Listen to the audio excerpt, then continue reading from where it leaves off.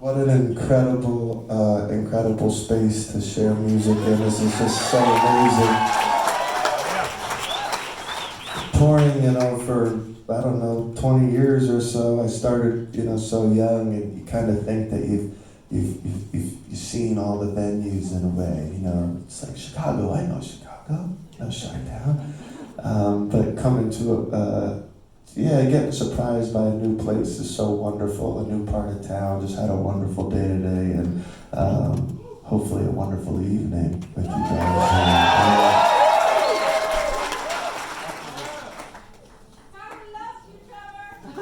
Thank you so much.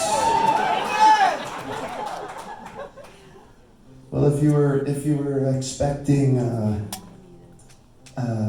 like a rockin' band show, this is not it. As you can see, it's just me up here. This is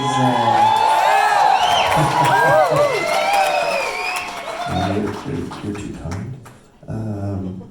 This is about the second week of this little storyteller tour. It's just been so wonderful. It's really gives me an opportunity to perhaps play some songs I don't get to play with the band, and to kind of go deeper into some of the inspirations behind the songs, the stories behind the songs. I love telling stories, so you're gonna hear me talk a lot. And okay, some people are clapping. This guy's got his arms crossed. It's like, where is everybody?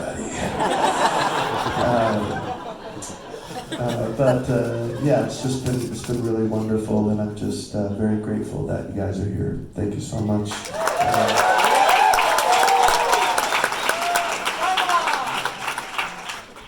So this next tune's got a fun story to it.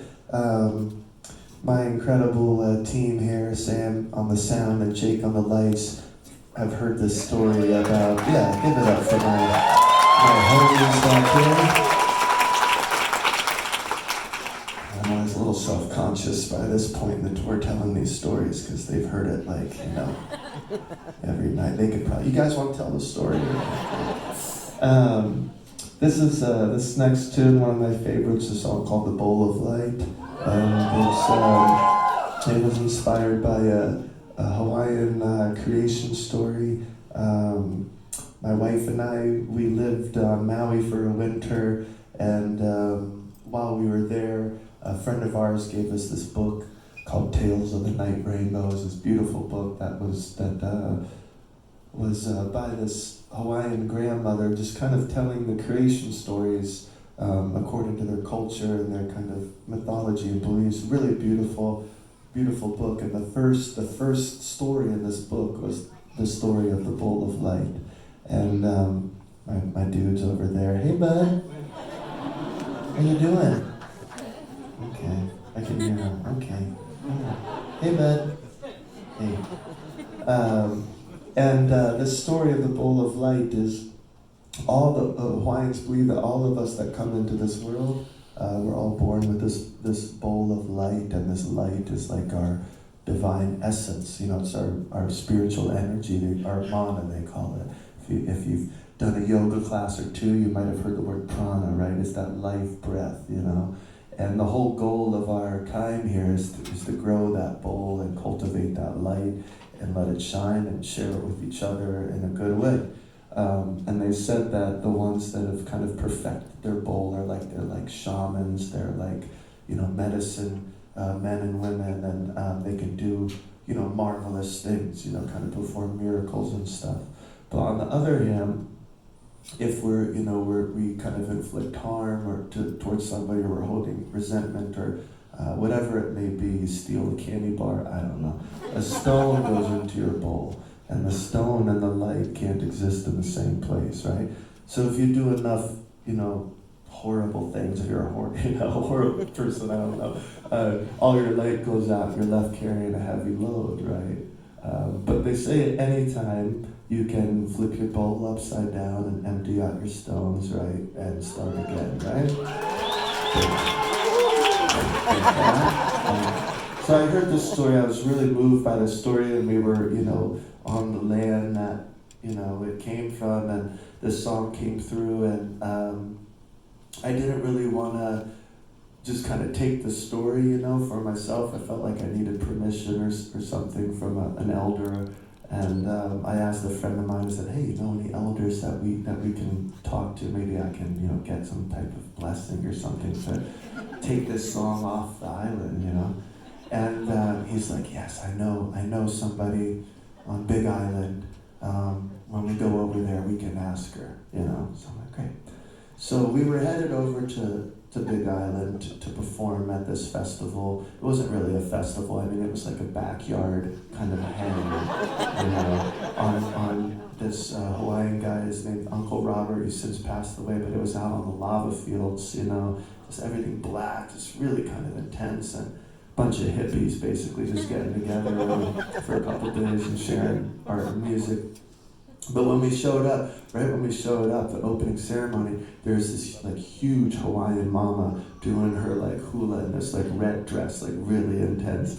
And he was like, that's Auntie Emily. So that's who you have to get your blessing from. I was like, oh my God, okay, jeez, okay. So, yeah, you got that right?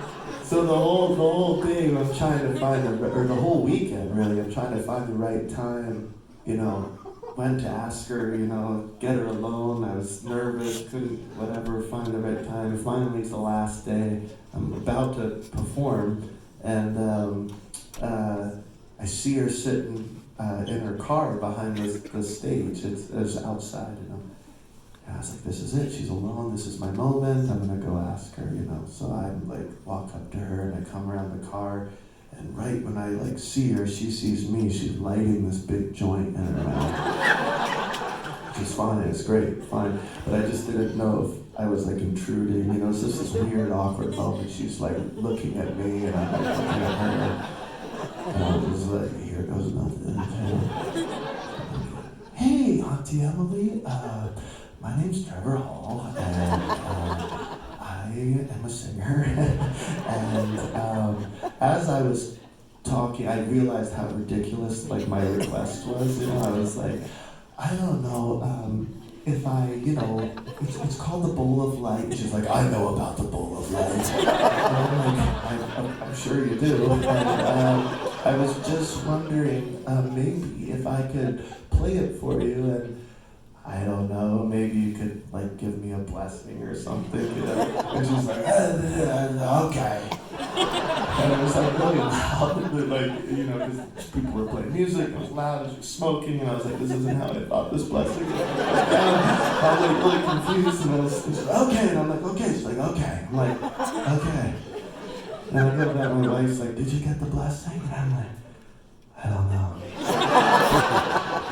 I was like, whatever. Maybe it was just supposed to stay, on Hawaii, on this land. I'll just play it today, and maybe that was it, So I get up there, and Auntie Emily is sitting on the stage, right in front of us. I'm like, oh my God, this is great. I got a second chance to do this, make sure, And I wrote all the lyrics out, because it was a new song. I wrote them all out. I put them on my feet.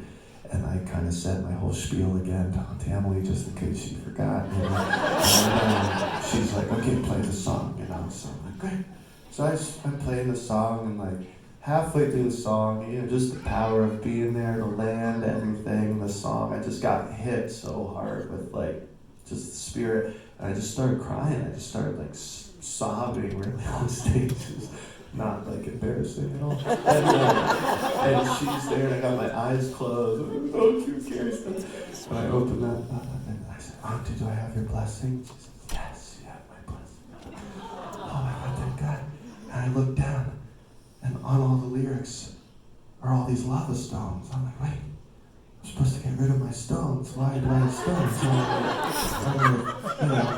My lyrics. And my wife said afterwards, she said, oh, don't worry, she was as you were doing the song, she was picking up these lava stones, she was kind of praying over them and putting them on the lyrics, So it was really, really, turned out better than I could have imagined, the blessing, right? But whenever I sing this, I always think of that time. I always think of Auntie Emily, and just